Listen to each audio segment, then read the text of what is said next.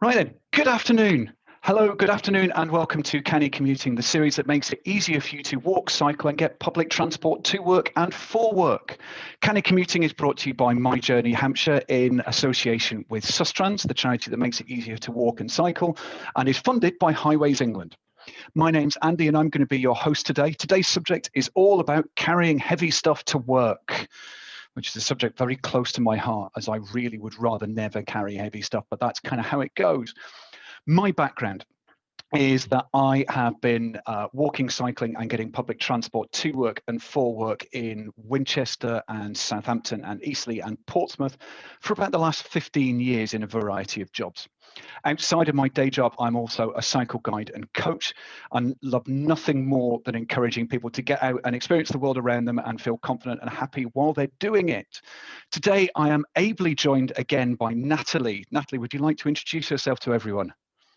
Hi, so I'm Natalie Martin. I work for Sustrans in the south of England, south centre of England, and I recently, or a few years ago, gave up my car in favour of a cargo bike, which is why I think I'm here today.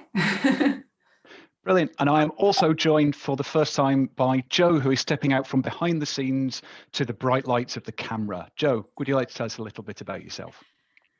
Andy, yeah, so I'm Joe. I'm a Sustainable Transport Officer with Southampton City Council. So my role is to work with businesses to encourage their employees to travel more sustainably and actively where possible. Brilliant. Usual caveats before we get too far into it. We are recording today, so if you shouldn't show up on screen, but if you'd really rather your face didn't appear on that, please make sure that your cameras are turned off. We've got someone else in the waiting room. If you can keep your microphones on mute, that'd be really good. If you have questions for any of us, stick them in the chat and we'll come to them at the end. So we're going to do a quick intro. There's going to be about 15 minutes of chat, and then we are going to go into a Q&A session at the end. It really helps us if you can stick who you are and which workplace you come from in the chat as well. It just means that we've got an idea of which workplaces we're actually being able to successfully engage with. Whilst the majority of today is about carrying heavy loads on one of these, I just wanted to do a quick bit before we started on how you can get around carrying heavy loads on foot. Now, the obvious answer is you want a rucksack. I've carried rucksacks to work. This rucksack here is about 40 litres, and this is the absolute most I would ever want to carry for any kind of distance if I'm arriving at work. Any bigger than that, you've got to start thinking about an alternative way of getting stuff in. I have in the past gone to work with a shopping trolley, not the ones you get from Safeway, he says, showing his age, but the ones that are on two wheels with a wee handle. And they can be really good for getting stuff around. And in jobs where I've had to move from one site to another carrying heavy stuff, they've been really good for getting stuff from one place to another around town. They've been really, really helpful. But the crucial tip in terms of getting heavy stuff to work if you're on foot is there is nothing stopping you taking stuff in the day before. Seriously, there is no reason that you have to do this walking, cycling, public transport thing absolutely every day. And I know a number of people who go in the car on Monday morning with a week's worth of stuff, frozen meals in some cases, and then pick it all up again on Friday when they go home in the car. And the 3 days in between, they go in and do that. So you can get heavy stuff in on foot, but seriously, when we talk about reinventing the wheel, wheels really are one of the most brilliant ways of getting heavy stuff around. And I'm going to throw Joe in at the deep end right now, because Joe has an amazing story for us about how she saw the light when it comes to carrying heavy stuff on her bike. Joe, the floor is all yours. You. So I think when Andy said that I'd be talking about panniers this week, he did it with the tagline of how panniers changed my life, and they actually really did. So I used to commute about 8 miles by bike. I've always been really lucky in that the places that I've worked have had lockers and shower rooms, so I've been able to leave sort of towels and a wash bag. So I would carry my clothes for the day in a rucksack. Now, that's quite a commute, 8 miles. So I didn't do it every day, as Andy said. It's quite possible to do an active commute 1, 2, 3 days a week. It doesn't have to be every day. For some reason, people always think you mean do it forever. So then I moved jobs and home, and my commute became 12 miles. which was even less doable every day. So I did it 1 day a week with my backpack, with my clothes. But I'd do exactly what Andy said. I would drive in on the day before and take all my stuff. And then I would literally just have to carry, either things that I forgot or my phone. Then I moved to work for Southampton City Council and had to carry my own laptop. So carrying a backpack with a few clothes is one thing, but carrying one with a heavy backpack is quite another. So you just get sweaty, you're carrying the whole weight on your body. It's just, it's doable, but it's not the most comfortable way. So then I purchased panniers. You can see one demonstrated on my bike out there. Here's the other one. And I really can't tell you how great these things are. You're obviously still carrying the same amount of weight, but because it's on the bike and not your person, it leaves you more free to move. It's just so much easier. Like, you don't get a sweaty back with a pannier, and you can fit so much stuff in them. So they generally come, I think most of us have Ortley panniers. I know they were mentioned last week. They really are excellent. They come as a kind of big hole, but they also have, I don't know if you'll be able to see this, they have like a flap, I'm hoping you'll be able to see, in here where you can sort of like tuck a laptop in.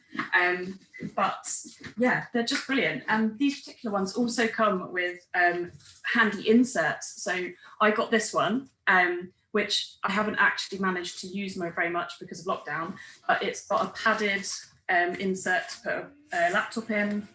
And then it's got pockets for things like phones, pens.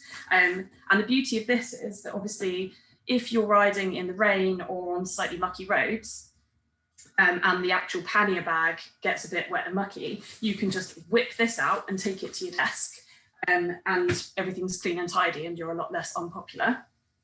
But they also do ones that you can pack like clothes into, because they're a slightly unusual shape. So you can pack clothes into these and then they just fit in sort of perfectly stacked.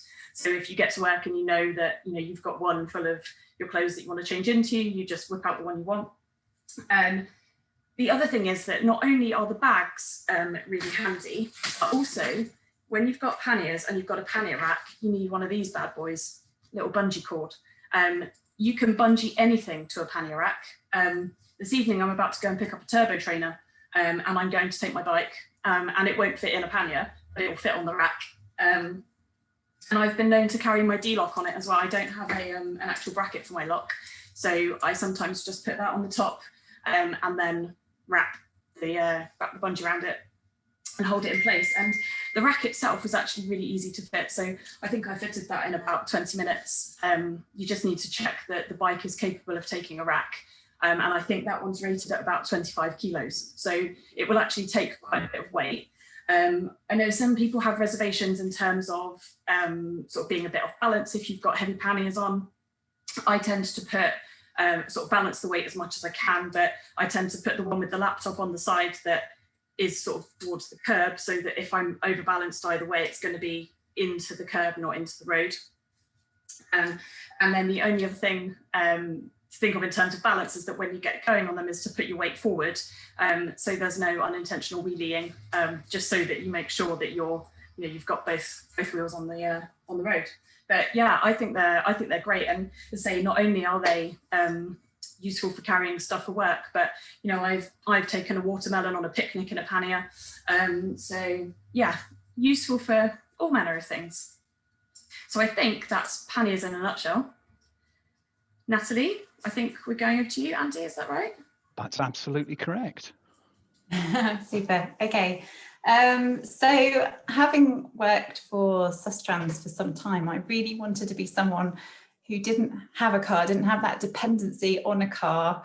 And I just couldn't see a way forward with children. It just seemed an impossibility. And then I discovered cargo bikes, and suddenly this whole world of not having to deal with insurance and checking the car over and taking it to the garage and all the things that come with the car. It was like a freedom for me, and it's so much fun. So the things that I've managed to carry on this bike are very, very varied. I'm somebody who, when I do drive a car, I like to be able to just throw everything in the boot. And with this cargo bike, I've got this one that you can see here. It's exactly the same. You can throw everything in it. I would say it's even easier than a car boot in many, many ways. I can link my journeys, so I can go to the school and drop my children off at school or pick them up from school and go straight to the supermarkets, and I can pick up. I've picked up shopping for 11 people for a week in this cargo bike. It can really carry quite a lot, plus the panniers on the back, because you can get panniers on both sides of the rack as well. I have carried gardening equipment, Christmas tree, an apple tree, children, you name it. It's so useful. What can I say about it? It comes with a rain cover, as you can see. I know people who put their dogs in their cargo bikes, and this is very useful for children and dogs, and also shopping. If you're going to take a lot, I'll just undo it, so you can see. There's a seat inside, and there are straps so that you can strap your children in if you're carrying any small children. And there's also a rain cover for, it's not for the children, but for anything that you want to carry the rain cover in. I won't do it up. Yeah, and it's really changed my life. I've worked out it cost me about £2,000 a year to run my car. And so it's easily paid for itself already. I can see in the chat, is it electric? Yes, it is. So there are a few hills around where I am. It has got an electric motor. Where I bought it from, in Cambridge, they're everywhere, and no one's got any electric power. It's everybody just pedaling with their own legs, but it is very flat around there. So I decided to get electric power, and it's brilliant. I've been in it myself. It's great fun. It's like being on a roller coaster. Being picked up from the train station in it too. Happy to answer any questions that anyone's got about it. Fabulous. We've had a few questions in. We've had one from Sharon. Do our panniers tend to get wet, very wet and muddy? I'm quite happy to answer that, unless you two are. My panniers, I don't know if you can see this, are absolutely filthy on the outside. They really are. But they're waterproof, and I'm quite happy with the outside looking a bit scrotty, because when I arrive at work, everything that's inside them is really clean. If I would really bother about it, because they're a waxed surface, I could totally hose it down and scrub it off if I really, really wanted. But in some ways, it's not a bit of the bike I feel particularly keen on being clean, because it's just a use and use again. It's because I'm lazy, essentially. I don't know how you two feel about that. Yeah, I'm the same. Mine are absolutely filthy because I got caught on Monday in the bad weather. But if I'm feeling particularly precious, or I know I'm going in somewhere where a muddy bag won't be appreciated, then I will make an effort to wipe it off. But otherwise, I mean, they're generally just sort of half dry. And as Auntie says, everything inside is so dry that you tend to not mind the outside being a bit mucky. And also, I figure that the more muck is on the pannier, the less muck's kicking up onto me. Yeah. We had much earlier a question from Jenny for Natalie, and that is there anything you wish you'd known about cargo bikes before you got yours? Okay, so wish I'd known. Oh, it sounds a bit more drastic, but things I've certainly learnt are, if you're considering getting one, the stopping distances. Obviously, if you've got them, it's a heavy thing, and if you then weigh it down with cargo, then it's a very heavy thing, and your stopping distance is not going to be the same as it would be for a normal bicycle. You're going to be it's probably going to be a longer bike. It's probably going to be wider than a normal bike. So if you've got the usual way that you go, I would definitely check to see if there are any gates or barriers that you normally don't even notice that would be a problem. Also, you can't go up and down curbs very easily. I can't with this, if I've got a very heavy weight in the front, I just can't lift up the front. You have to have drop curbs for where you're going. People worry about it being tippy and toppling over. It's not something I've had a problem with, other than when I've ridden a tricycle with two wheels at the front. You can't go quickly on one of those. You certainly can't turn quickly on one of those. They could topple over if you've got two wheels at the front, and you get a good speed wobble if you go over a certain speed. But with two wheels, they're pretty nippy, really. You do get used to it, and I didn't take very long at all to get used to this. Brilliant. And we've had another one from it was from Emma, who has a lot of uneven surfaces on her way to work and has to take a laptop in with her. Any tips for her on how to make sure that the laptop arrives in one piece? I think well, the padded inset that I have, I generally just put my laptop in it without any protection. But before that, I had like a relatively close fit neoprene case that I found quite good for, well, demonstrated, Andy, thank you, for putting my laptop in, because although it wasn't hugely padded, it just provided that little bit of extra protection. I guess it depends how far you're taking it. I mean, I'm bumping the road wise. I haven't ever really thought about the fact that my laptop is in my bag at that point. I think that's probably less of a worry if it's on your person, because you offer a certain amount of dampening for any bumps. But yeah, I've not had any problems taking mine in my panniers. I'm very much the same. I've got as I say, I've got this black neoprene bag, and there is in most sets of panniers.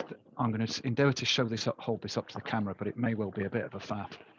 There is, as Joe said earlier, a kind of slot deep in the heart of this that you can slide stuff in, and it's just the right size. I mean, unless you've got a ginormous one, unless you're a graphic designer with like a 20-inch screen, it will go in there and it will slot in. It sits really still, and it sits really close into the axis of movement, so it doesn't flap about. So even when the bag feels like it's flapping about, the pannier is in the laptop is in the bit that's lodged in there. And to put this into context, I ride off-road quite a lot, and it's never occurred to me not to have my laptop in my pannier when I'm riding off-road to get to places, because sometimes it's just the best way to get from A to B, and I've not had a problem. The thing that it didn't occur to me until I started working for Sustrans is how heavy power packs are. And that's definitely a thing to take into account. So as well as the laptop, if there's something at work where you can leave your power pack at work, or you can work off the battery when you're going out to visit places, that can make a massive difference in terms of how easy it is to handle. We've had a question from Sylvie, and this is particularly, I suspect, aimed at Joe. Would you recommend panniers over a rucksack? You can do this in one word if you'd like. Yes. I was going to say 1,000,000%, but you said it had to be one word. So if you yes, like. Absolutely. I would recommend panniers over a backpack. Yeah.